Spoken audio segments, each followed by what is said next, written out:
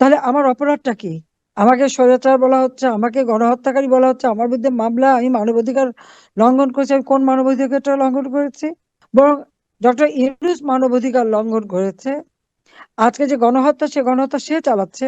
আমরা যে যখন 6 জন মানুষ মারা গেল, এই 18 জুলাই আমি জুডিশিয়াল ইনকোয়ারি কমিশন করে দিলাম। কই সেই কমিশনকে তো কাজ করতে দেওয়া হয়নি। এই যে মুগ্ধ সহ আরো যারা মারা গেছে, আমি তো মনে করি সকলে কবর থেকে লাশ তুলে নিয়ে এসে বিদেশ থেকে এক্সপার্ট এনে ফরেন্সিক করে দেখা হোক এই হত্যা কারা করেছে। এটা এনুসারি মেটিকুলাসলি ডিজাইনের একটা অংশ।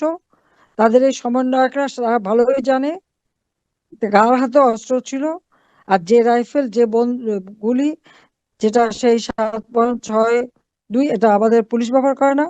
কাজে এইগুলি কার হাতে ছিল তাদের এ পর্যন্ত খুঁজে কিন্তু বের করা হয়নি।